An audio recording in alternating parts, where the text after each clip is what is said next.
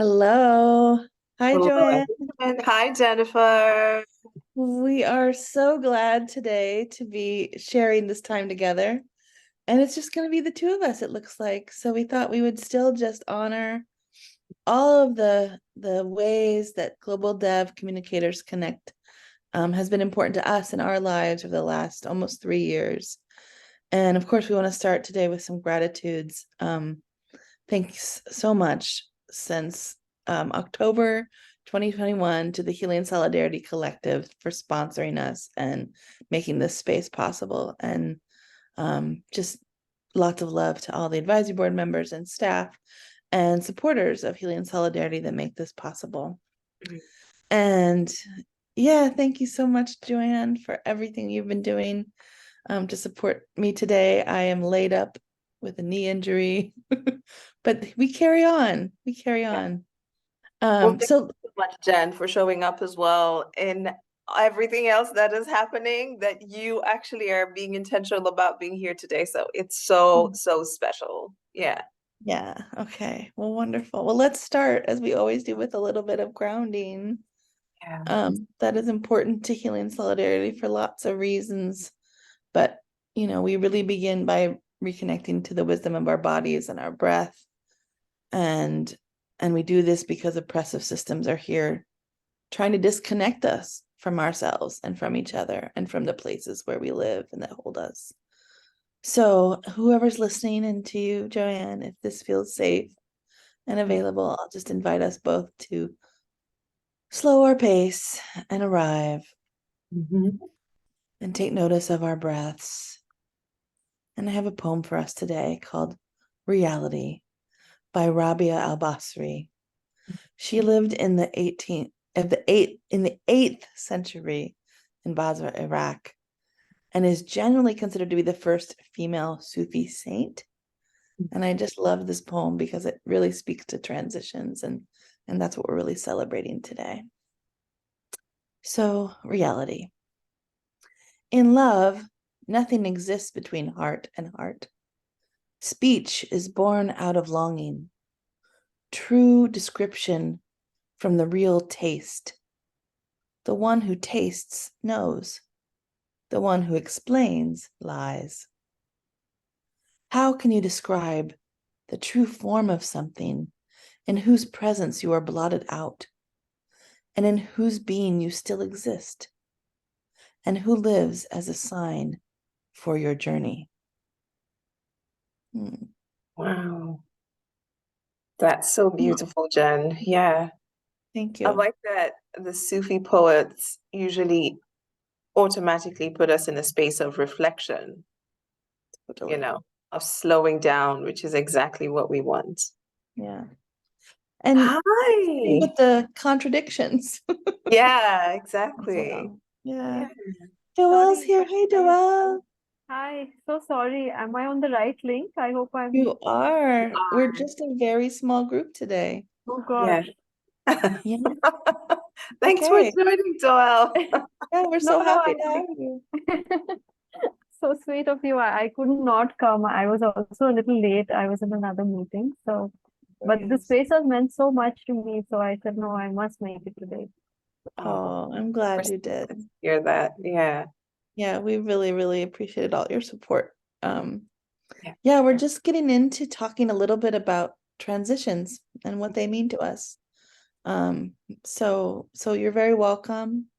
And we'll just say a couple things and then we'll have a little bit of reflection today on our own transitions in our lives. So I will tell you that I suggested this topic of transitions because I really feel like transition is it's like a natural part of every ecosystem.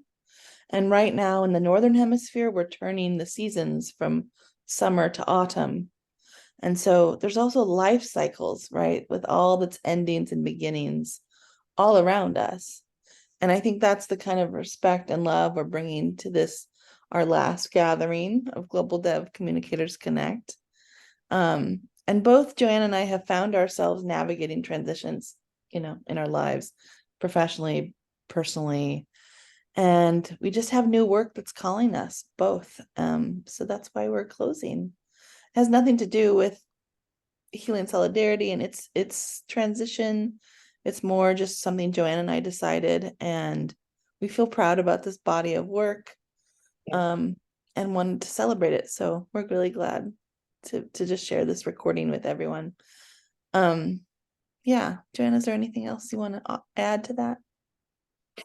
When I was thinking about the topic of transitions, I was also just thinking that a lot of the times it can cause a lot of discomfort as well, because you're kind of in a rhythm that you're so used to. And this space also has meant so much for me, in the sense that, especially in the moments when I've been tired of the comms work, like I come here and it's like I'm getting this glass of water that is just refreshing me in so many ways, and I leave the space feeling so ready. I'm like, yes, now I've got energy like to last me for the next couple of weeks. So I feel a little sad that that rhythm is going to change, but at the same time, I know that while we're closing this door, that another door is going to open. So it's just about sort of navigating this liminal space, so to speak, that we are going to be going through, and welcoming the goodness that is also waiting for us on the other side, because yes, there are good things waiting for us on the other side as well. Yeah. Yeah, thank you, Joanne. I mean, there's just so much transition all around us. Maybe it's because there's more information available to us than any other time in history that we see all of these things unraveling. But I have a sense of that our organizations are in transition as well. Yeah. A lot has been put on the table, a lot hasn't changed. That's its own liminal discomfort space. Mhm. And but what I'm glad about is that compared to when we started, I feel like the obstacles to change are a little more visible, Mhm. a little more talked about. There's sort of less and a little more openness, like how do we change this, and questioning even.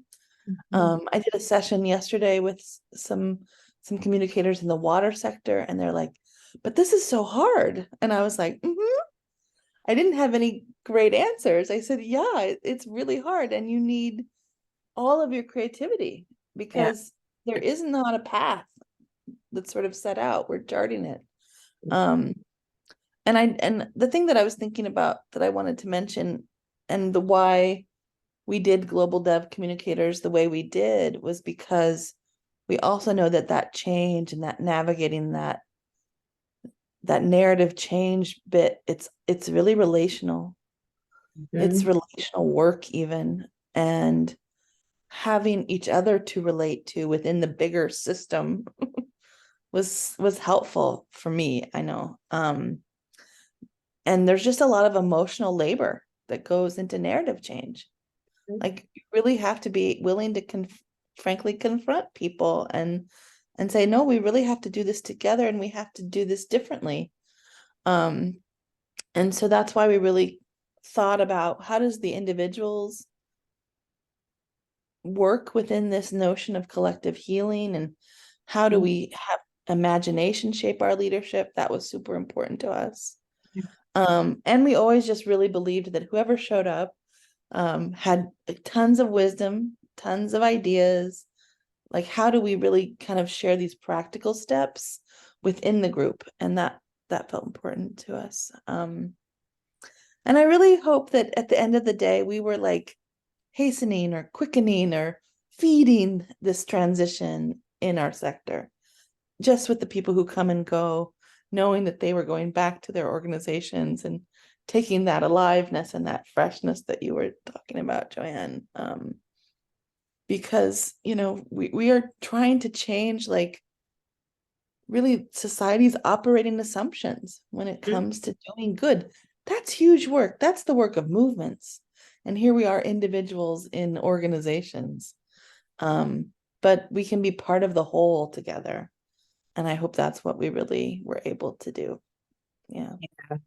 And it was just so amazing that we could you know, we had people like you, Joel, and the others who were showing up at every session, and you know, we created the space, yes, but we didn't have all the answers. It was literally the fact that we were coming together and we were having these conversations that was making the space, that has made the space so enriching to all of us. You know, it always reminds me of like when people say that yes, you can go see a therapist, but then we forget that the therapist actually also learns so much from the patients, you know, Yeah. because they're Yeah. just not experts at everything. So it was very enriching for me in that way, and also just a lot of reminders for how I do my own comms. And it also gave me an opportunity to find my own voice, even in the workspace, you know, the whole idea of being able to be ready to have difficult conversations. I think that's a muscle that I developed in this space. So, and I Mm, developed it because of the whole community that was there. So that was just so beautiful. Yeah. Yeah. that's so beautiful to hear. Yeah. Yeah. And Joelle, if you want to pop in and say anything at any time, please also feel free. For And also sure. no pressure. Yeah, no, I was listening and really, also reflecting back on the sessions. And same, I think I echo a lot of what you all said. Like for me, also personally, transitions are hard always because there's always, and especially that time when you feel like you want to get into something new, and that's really exciting, but then you're sort of going to lose the comfort of something familiar that you always have to go back to. But I guess that's the whole point of it. And for me, I mean, that's why, also hearing whatever comes up next for y'all, I'm sure that will be really amazing.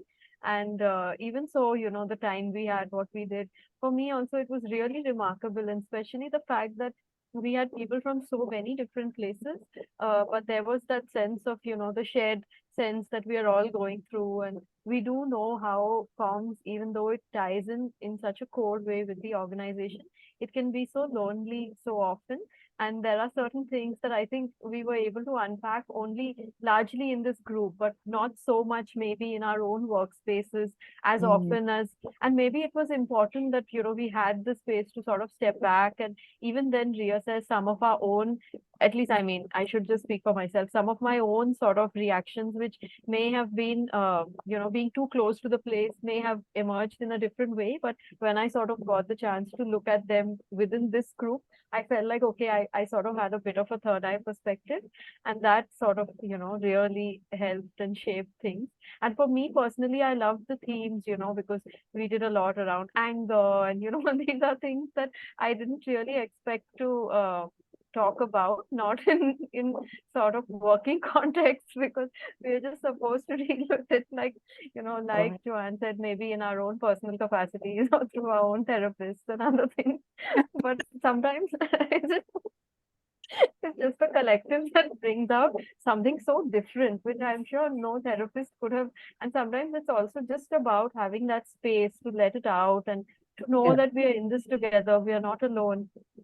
I think that was very, very important for me. And yeah, I mean, I think, you all had a lot to do behind the scenes. I think for those of us on the other side, and maybe again, just for myself, it was very exciting to sort of look forward to what are we going to do now, In my first one or two calls, I thought that maybe this would be something where I'd be listening more, but then I got a sense that it's definitely a much more participatory space. So it was initially like a bit of a shock because I hadn't been expecting that, but it was a pleasant one because then I knew that, this isn't somewhere I just come to listen, but somewhere where we all sort of shape the space. So, yeah, but transitions are core to how life is. So even personally for myself, the last few months have been quite crazy. And just today I was feeling like, I just can't wait for October to be over because there's one major submission I need to get done. And then I was like, but if I'm not even enjoying the process, that's, and at the end of October, I may as well be saying, oh, now I want November to end. So I don't want to be doing that. I guess it's just one of those days, and yeah, they all pass. But yeah, I think transitions are just what we all need to keep at. mm. Well, we are really, really glad to have to just know that that space meant something to you is really meaningful for us, for sure. Yeah. Yeah. Well, now we want to just take a moment and do a little bit of honoring gratitudes for all the people that have come through and supported us. So we're gonna try to play a slideshow, Joelle. We'll talk over the slideshow, but it'll kind of give, it's like little screenshots of all the meetings we had and some of the core content that was shaping us. So let's see if we can do it, huh? So.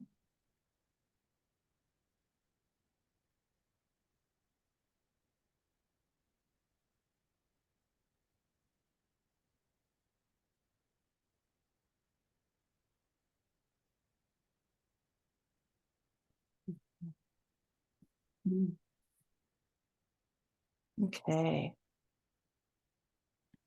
So Joanne, do you want to begin? Yeah, I can start. So when we're just looking at these slides, a lot of memories come back, in terms of the sessions that we had. We started off with the first session was actually done by, us hosting two speakers from the Frida Fund. And I'm just thinking about the total number of sessions that we've done until today. This one that we're doing today is the 27th session. And we've had like 16 guests. We've done 5 creative circles. We've done Healing Solidarity events, 3 of them, and the other sessions were 5 in total. So we've really had the privilege of having different speakers on the different Global Dev Communicators Connect sessions. And I'm just going to, as the slideshow goes, you're going to be seeing some pictures, and some of the pictures are also of the speakers, and I'm going to take a moment just to honor the guests who we invited, and I'm going to call them out by their names. So we had Deepa Ranganathan and Mame Akua Kirwa Marfo from the Frida Fund for our first session. Then we had Moki Makora of Africa No Filter. Then we had Isabel Crabtree Condor of Oxfam, Sarus Munaris Awad and Alejandra Enriquez Cuervo from Urgent Action Fund, Latin America, Natalie Latte of IED in the UK. We had Neha Misra, who is an amazing creative development worker who's focusing a lot on climate change as well. Then we had Efe Levent of Mongol Media. And after Efe, we had Onyango Tieno, a trauma therapist, but a creative also based in Kenya. We had Dipthi Menon of Urgent Action Fund for Women's Human Rights, Asia and Pacific. Priscilla Bellini of Whose Knowledge, Vidushi Yadav, Cassandra Herman and Catherine Mathers, who gave us a little snippet of a film that they've been working on, When I Say Africa. And then one of our last guests was Maimuna Jallo, who you can see at the bottom corner, smiling so happily. And she is part of the Positively African Media. She's a storyteller as well. Yeah. So we just want to take a moment to honor our guests and the amazing participants who really made this community absolutely memorable and just gave Jennifer and myself the energy and the motivation to actually show up every month. It was absolutely an honor to have you in this space, and also for the guests who came, for the enthusiasm, for the questions, for the frustrations, for the ideas and the commitment to changing the way we communicate about our work in the global development sector. And we just want to thank you also for all that you do, and all that you do day in, day out. to basically bring in this transition that we want to see in the sector. And to that, we are very, very grateful. Yeah. Yeah. And last but not least, we can't forget our home, which is basically the Healing Solidarity Collective, where basically our content will continue to live and be accessible there. And the work of reimagining how the global development sector can look and can get better in the long run will continue also to happen in that space. And we're very grateful also to the Healing Solidarity Collective. Yeah. Okay, Jen. So and we honor each other. Joanne, I Yes. just want to say that thank you for reaching out to me. I literally, Joanne reached out and said, we should do this thing. I would like to meet you and we should do this thing. And that's how it all began. So I honor you with just that idea and that push. And just how easily it all came together with just that.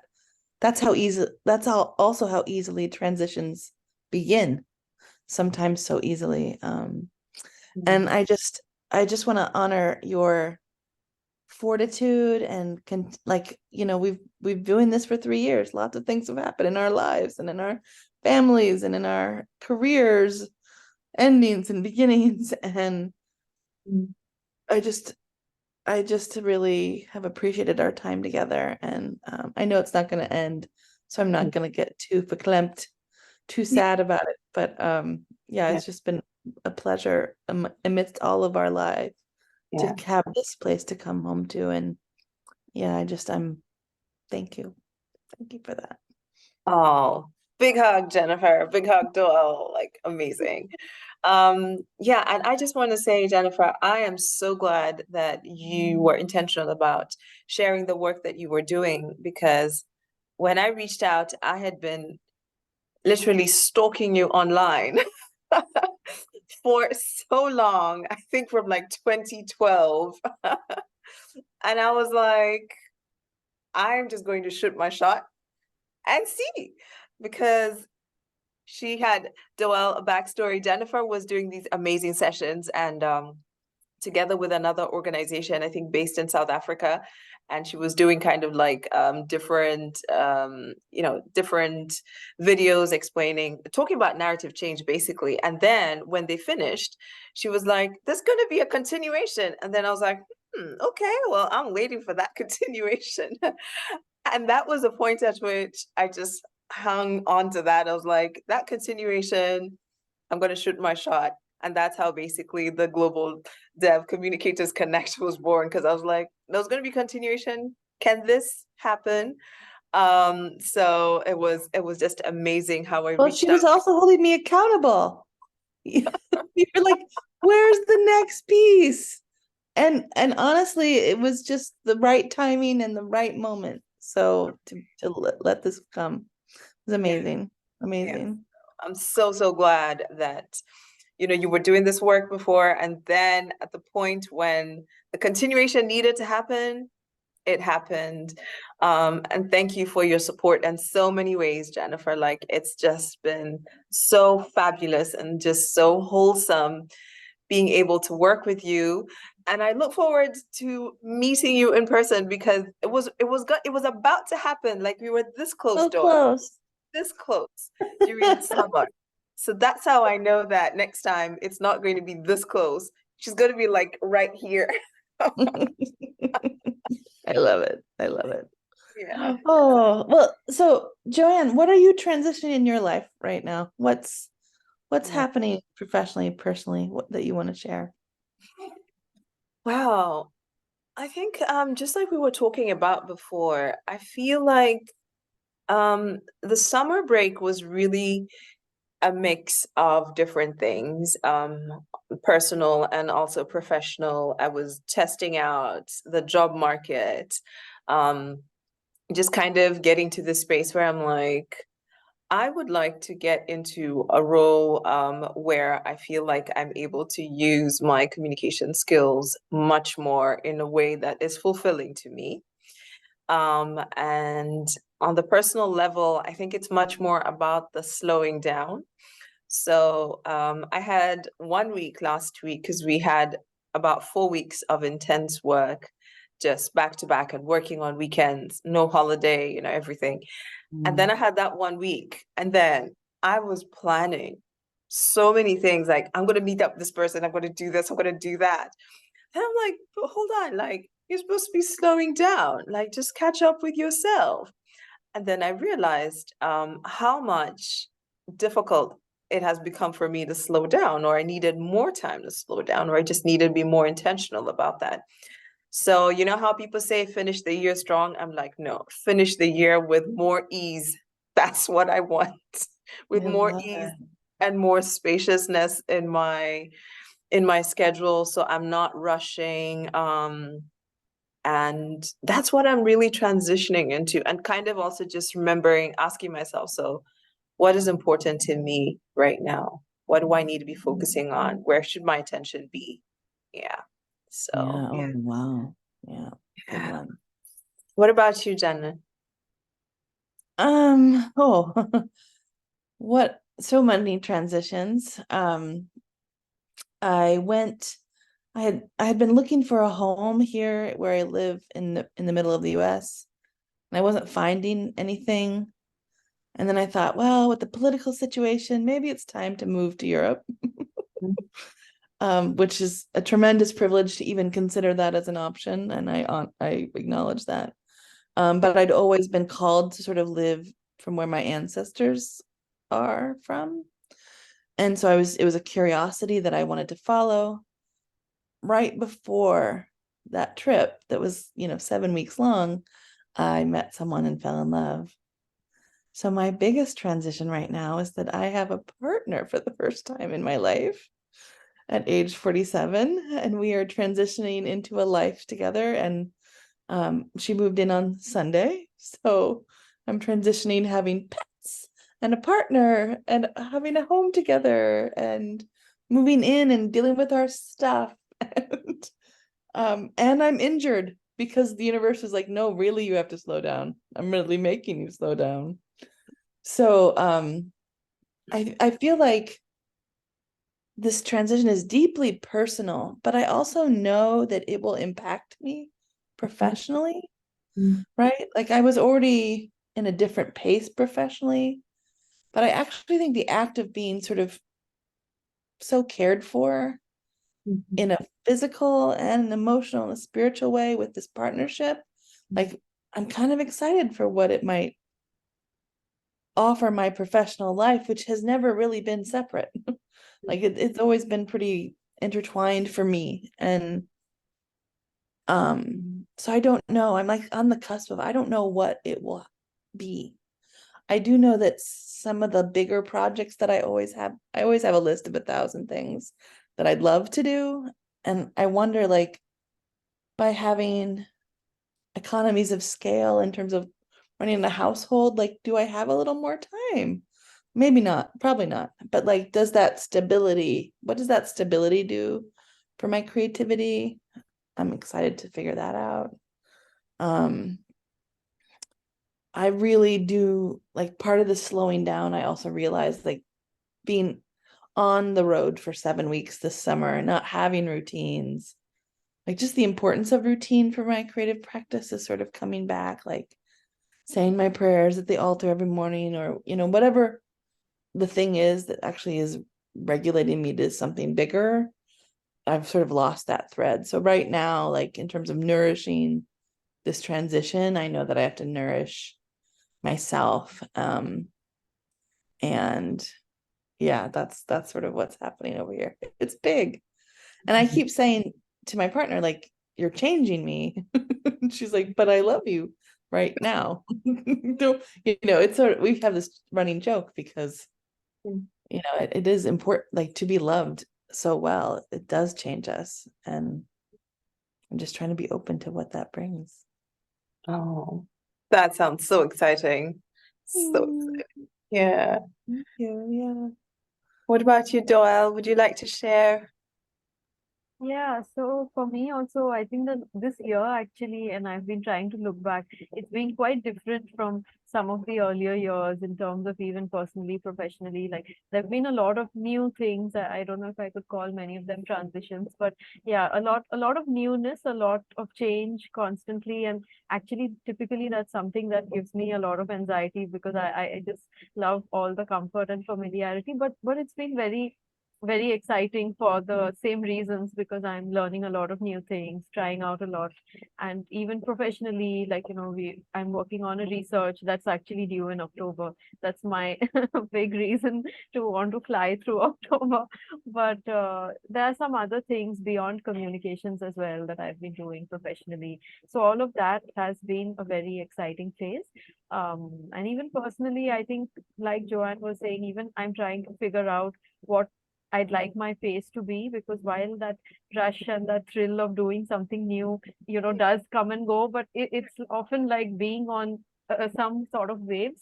Yeah. So when you're on top of it, it feels great. But on days when you're struggling, then you just want to dump it and run away.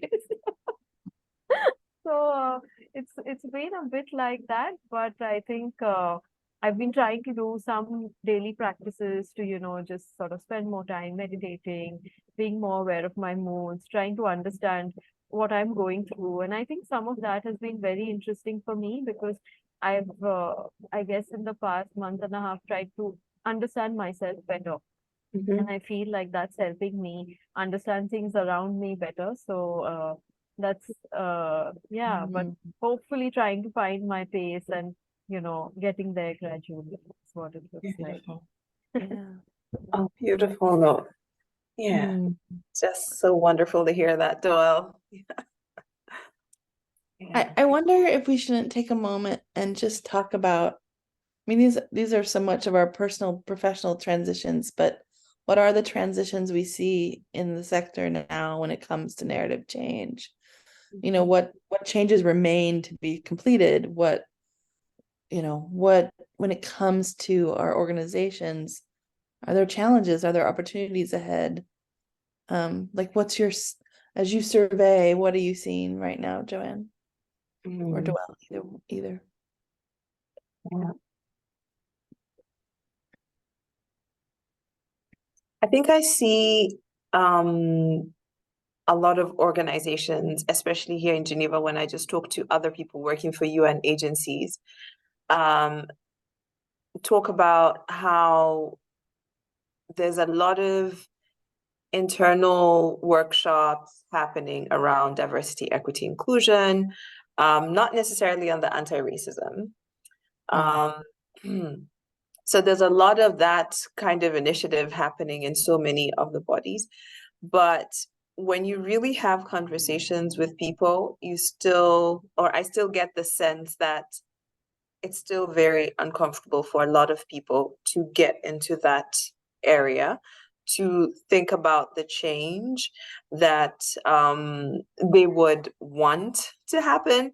There is, like, people are acknowledging, yes, we want things to be different, but it's sort of like the way to getting there is what I often hear is not clear. Um, Mm. so even though there's quite a number of interesting examples, like I was recently listening to Jess Crombie, who does a lot of ethical storytelling, and I was thinking about the way that, you know just being very clear on the fact that she doesn't have the answers, but it's a lot of experimenting internally, but then you need that internal sort of buy-in from the leadership to actually say, let's try this and do this differently. So while there's sort of like possible models, if we can call them that, which are pointing possible directions, but there's that willingness that I'm not, yeah, that there's that willingness that I see still needs to be kind of developed. Maybe the courage in between Mm. that courage muscle, I think that needs to be worked out a little bit more. Yeah.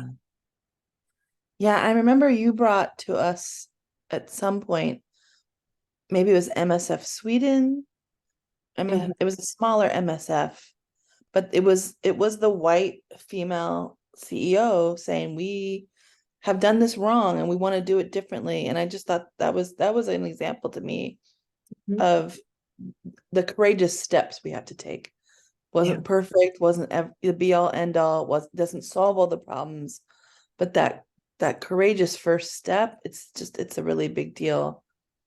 And to be able to put that pressure on other organizations Mhm. is what we need. We need the CEOs to not be in competition as such. Like, I'm not saying that, but like, can we keep raising the bar at the leadership level so that we understand that narrative change is actually part of our strategy? Because and it does impact the bottom line, if you will. Like, if you do start speaking more courageously about global inequity, Mhm. all the old folks who are giving their $20 every month because they feel guilty or pity, might that donation might dry up if you're telling them that they are implicated in climate change, for example. Like, that risk is real. We're not trying to say it's not, but what happens when the sector itself starts to redefine itself as having influence, having power in terms of how the general public thinks Yeah. about the rest of the world? And that's and we can think of that on a global scale, but we can even think of that Uber local organizations, Mhm. right? Like, how do we have our communities think about those who are disadvantaged or Mhm. those who are at the margins? How do we bring them into the fold? That's also a narrative change Yeah. thing, right? Be so yeah, it's really interesting. It's just a really interesting time. In the water session that I was doing yesterday, I had an amazing question from a woman named Bessie, and she said, the old folks used to tell stories about water, and if you used too much water, your tongue would grow long. But I was always ashamed of that story from my grandma because it was uneducated, right? It was folklore. But I said, what is this time that we're in where we can actually hold that story as having wisdom, where we can see that story is part of a bigger knowledge pattern of sharing knowledge that, yes, it's silly. And yes, our scientific minds can say, well, that's not true. Like, there's no evidence of that. But what I tried to reflect back is that story from Bessie's grandmother was ultimately teaching us about sharing and equity.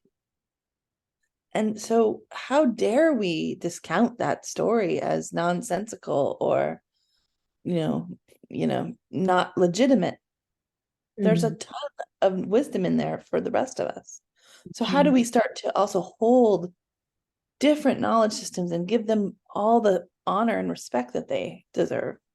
And that, to me, is the kind of the deepest decolonial thing, is to say, you know, I'm not going to see my grandma as stupid because she doesn't have a high school education or a secondary education. I'm going to honor what she knows. And that includes this story. Mhm. So that's where I want people to kind of go out of their comfort zones, like go away from having to have the right evidence to justify Mhm. things. Like, that is a system that's being placed on our organizations. But every little resistance to that is exciting. And I just thought, I would love that story to be animated, right? Like, that Bessie's grandmother's story. Like, it could be so fun. It could be so much about relating to water, how Yeah. we all need to share water. That's so great. Um, yeah. Anyway, that's what I'm thinking about right now. Valuing different knowledge systems. Yeah. Yeah, and I think it's just so important to value it differently also, because I think that these knowledge systems also are getting lost so fast when we don't value them. It's like they just disappear, and then when you start digging for them, it's like people just say, no, but that's not how we do things anymore. But there was so much wisdom in that knowledge before. So I think it's very powerful when people are able to share those stories, might just be sharing it and passing, but at the same time, there's just a lot of wisdom that is also being carried in that little anecdote. So much. And just even like you can see the impact of educational privilege is that stories become, I mean, I was giving to this bunch of very technical experts, I was giving a talk about what's a story, because if you go down your educational pathway, story, that thing that sort of holds contradiction and has characters and tension and a lesson and a moral, we're drawing conclusions now. We're not doing it to like reinforce our humanity. We're trying to convince people and conclude, and it's just a very different energy. Story has a very different energy, which is much more like inviting and much more like everyone can tell a story. Like it's a great equalizer, I think, story. Yeah. And the more we can value that, the more communications departments can get money and resources enough to do the work of what they're tasked to do, which is huge. I just say that is a continuing issue in our organizations that I still see is under resourced communications departments, particularly for narrative change. I think some of the more successful, bigger organizations, they put a bunch into communications because to support fundraising, but not for the sake of communicating something differently. So I would love to see, if I envision the future, we're doing a lot more narrative change as a strategy within our organizations, and we're upping what we even invest in that, because I think I want creatives also to be paid well. I want artists and writers and poets to, all be part of how we think about this differently, because artists get so much freedom, and that's what we don't get in our organizations sometimes. So I would love to see more of those collaborations. That's my dream. Yeah. Yeah, I would love to see definitely more opportunities that organizations give to the people who they're serving, so to speak, for them to actually tell the stories from their own perspective. Like for them to be asked, what's the story that you would like to tell about this? I would love to see that, because I think there's so much that we still don't know about these communities, and just in an effort to append the way dysfunctional the global development system is, when we center them as well, because it's like allowing them also to be part of this discussion. And I think that there's, even from the perspective of donors, I think there is a willingness also for them to hear these kinds of stories. There's like an appetite for these kinds of stories. So I would love for more international development organizations to just give the mic to the communities and let them tell the stories that they really want to. And I think the other thing, when you're talking about transitions, I was also thinking that I have finally started reading My Grandmother's Hands by Resmaa Menakem. And Doel, it's basically about understanding how racialized trauma is locked also in our bodies, and how, we can do certain somatic exercises to allow it to get out, or to release it. And for me, it really has taken me to places where I am constantly asking myself, how did colonialism impact me? How? How is that manifesting in my own family?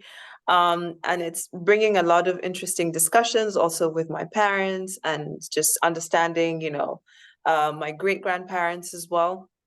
So I'm excited for what's coming on the other side.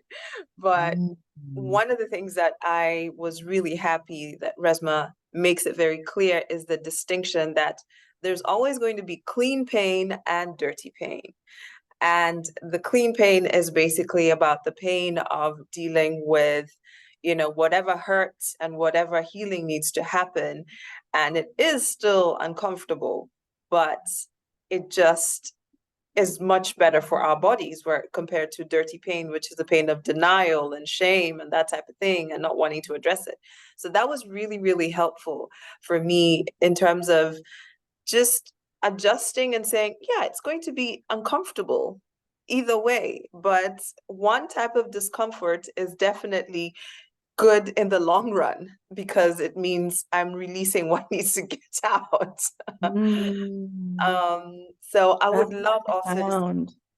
yeah, I would love to see professionals also just trying out that path and seeing where it leads them to. Yeah. Amazing. And on this Oh, point what's that, your dream of? Yeah, please go ahead. yeah, no, I was just sort of thinking more also on this point of how can communities more tell their stories. And, we've been trying to do some of these workshops with young people, even with some of the community workers who are from communities. And it's all very early stage for us. But I think it was so magical to sort of help facilitate some of those discussions. Because first, I think, given again, the way trends have been, there's always this tendency to just write down a very templatized success story, which, we had to spend some time saying, we are not here for that. And we just want to totally debunk that. So just let that fly out of the window. And then to just also help with prompts. But it was so magical then when young people were talking about, what they're going through, their dreams, their aspirations. And even though some of it has been very early stage, the things that I've been involved with, I felt so hopeful that maybe this is where most of our energies should really be spent, because till we had done that, I also wasn't too sure as to were people interested, because typically, like for the space where I have been, often I've been told that, oh, you're the one who has to do our writing. And that's because I guess on a day-to-day basis people are also just worried about the project implementation. So communications is the place where you park all the writing. But I think when people have that space to tell their own stories, and when we sort of started it by saying, this is just your first draft, it's not the final story. So go ahead, let it be messy, let it be incomplete. Just do it in whatever way you feel. If you don't feel like writing, just draw a picture. Do whatever you feel like, but tell us what you're going through, or what is that story that you would like to tell to the world. It was so magical. And I must tell you that some of it was also in, so India of course has different regional languages, and some of it was in Marathi, a language that I myself don't quite follow. And I also had to hear it via translation. But even then, just for them to have that power to tell that story exactly as they would want to, with whatever language, whatever frames. And yeah, I so hope there is a lot of, I agree, like you all were saying, there is a lot more awareness, a lot more talk around it. But I think whether we have those formal spaces yet is still always a bit of a question.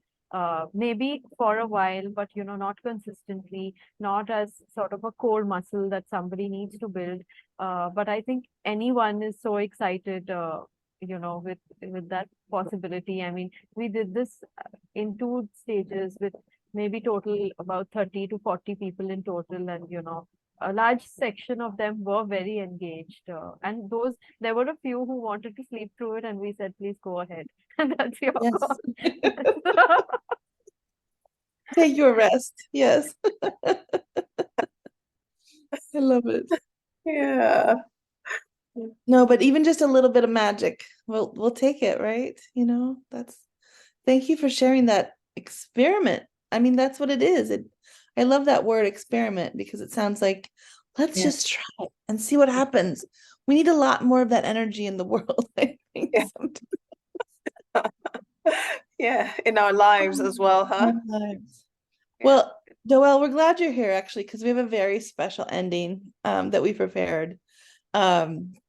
We want to, bury something. We want it to be away and gone.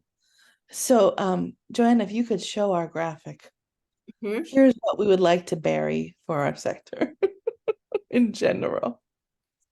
All right, coming up in a few seconds. It's our call to action. It's our let's just move on from this now, please. Exactly. All right, here we go. I'm going to put it in the chat, and then I'm also going to share it on the screen. All right.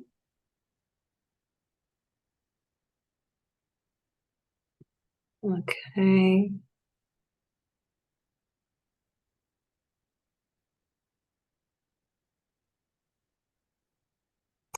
Here we are.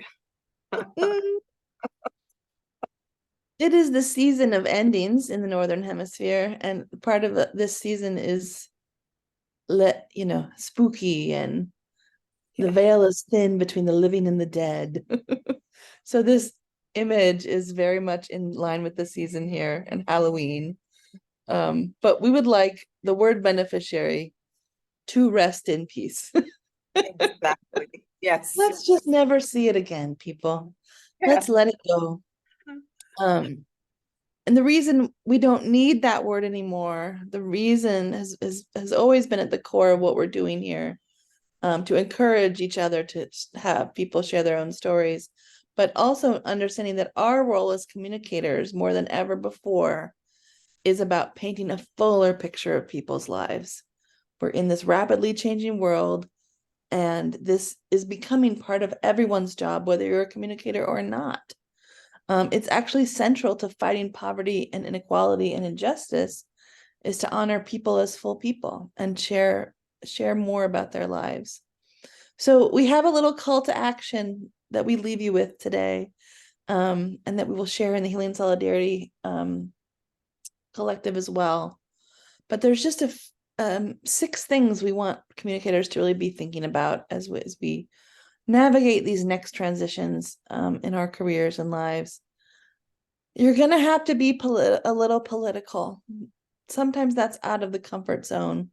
We don't want to piss off the people in charge, but being political is about not being neutral about power and actually talking about power. That's what I mean by be political.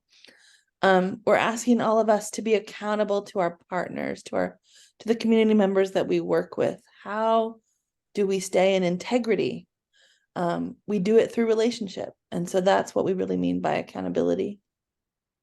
To be inclusive, to actually make sure we're never ever speaking for people, but allowing their voices to come through. Be experimental, please. Part of resting this word beneficiary is about really, as Doelle was just sharing, trying out something new. Being braver, we talked about that as well, like just bringing a little more courage to the discomfort. And then finally, our little last little star is check your power and use your power. So no matter what side of the coin you are on in terms of your position or your role or your identity, we all have power. It's just about how do we use that. And some of us with more privilege need to check it more often, and some of us need to step into it.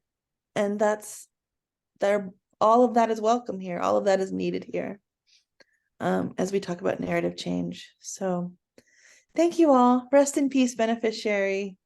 Let's never use that word again, ever, ever, ever, unless it's a life insurance policy or something.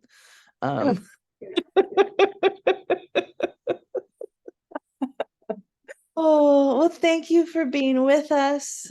Thank you for These making last this few so years. fun. It's just, I think the best part was that, even when we spoke about very serious things, there was just so much lightness and laughter. And I think that also has been very, very special through these sessions. So I really want to acknowledge and thank you both for making this such a lovely space for all of us. And I'm sure, we'll continue to sort of learn a lot, even from the conversations that have happened before. And we'll of course all be in touch. Oh, Joelle, massive hug. Just, Yeah. so beautifully Good said. luck to all that you're doing and all that you're trying. And thank you for inspiring us as well. Here we go. Yeah. Sayonara. Auf Wiedersehen. Yeah. See you soon. We you are soon. still connected. Yeah, You know where to find us. exactly. Please Heal and stay in touch, Solidarity everybody. Collective will be Yeah. there. All right. Thank you. Thanks, Joelle. Thanks, Jennifer. Take good Bye. care, Joanne. Bye. Bye.